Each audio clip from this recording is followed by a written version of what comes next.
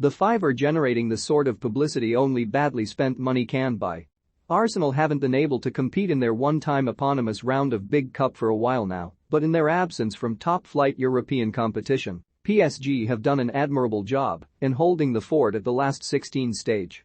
Getting regularly knocked out of the round of PSG, no Arsenal, is one of the highest-profile gigs in football, generating the sort of publicity only badly spent money can buy, so it's not surprising that Manchester United fancied some time in the spotlight and a slice of the underperforming dysfunctional big club pie.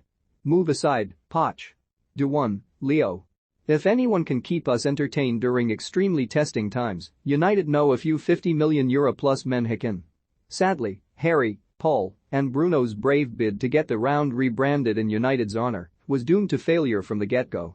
PSG had already marked their territory with that dirty protest in Madrid last week, and while United's dismal exit to Atletico made it 2-0 PSG, ejections in 4 seasons, coming warmly on the heels of Sevilla in 2018, that seemingly competitive 0.500 failure rate is effectively worthless.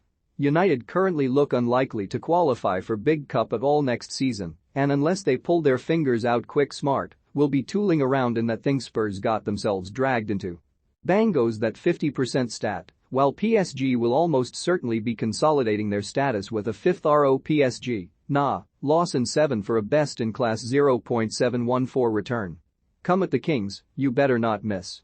Thankfully someone at United is setting their sights a wee bit higher than PSG's tacky last 16 nomenclature.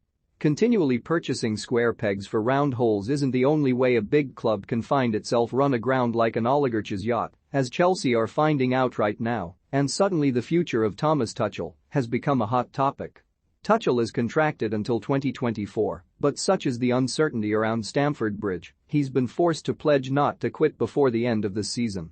That sort of talk is more than enough to pique United's interest, and Tuchel now reportedly tops a shortlist that also features the usual suspects plus Spain coach Luis Enrique and Julen Lopetegui of Sevilla. Land any of those three, and you'd expect United to be seriously competing for Big Cup again in 2 or 3 years. Either that or they'll go for Brendan Rodgers, whose record in Europe would at least guarantee another concerted bid for that ROPSG title, if nothing else. Join Paul Doyle from 8 p.m. GMT for hot Big Cup coverage of Lille 1-1 Chelsea, AG 1-3, while Simon Burnton will be on hand for Juventus 2-0 Villarreal, AG 3-1. Scott Murray will also be on deck for Arsenal 1-2 Liverpool in the Premier League at 8:15 p.m. Obviously, part of my job now in the modern football management scene is to know what's going on around the world, and I will have to do that, Newcastle boss Eddie Howe says he is educating himself over the situation in Saudi Arabia. He could begin with reading this, and this. Get your ears around the latest Football Weekly podcast. Andrew Parker looking forward to the day when Fiverr writers showcase their finely honed physiques in tight-fitting, overpriced club merchandise, yesterday's Fiverr letters. No, just please, no. Don't ask them to write checks their bodies can't cash, Sarah Rothwell. Well done to all at Fiverr Towers for calling out Pep Guardiola's incorrect use of less in his fourth language when applied to a numerically quantifiable unit, yesterday's news, bits, and bobs. Have any of you managed to get past Dos Cervezas por favor? Neil Bage. The well-evolved specimen that is Ajax thrummed impressively against Benfica in Big Cup, but eventually Darwin had the last word, ensuring the survival of only the fittest. As a Liverpool fan, I would love to see Benfica draw the Reds in the next round. It would be an epic clash of Darwinism versus the origin of the species, Peter O. Send your letters to the .boss at theguardian.com. And you can always tweet the Fiverr via @GuardianSport. Today's winner of our prizeless letter of the day is Sarah Rothwell. Former Spurs captain Tony Marchi, a member of the club's double-winning team in 1961, has died aged 89. Dagenham defender Jon Zauma, who filmed his brother Kurt slapping and kicking his own cat, has been charged under the Animal Welfare Act. The Chicago Cubs owners, the Ricketts family, are preparing to launch a bid for Chelsea after joining forces with billionaire hedge fund tycoon Ken Griffin. Rochdale have been charged with alleged breaches of Football League regulations after an investigation into the acquisition of club shares by Morton House. Mesque on Club News, Barcelona have signed a shirt and stadium sponsorship deal with Spotify, which will presumably be worth €0.003 per match.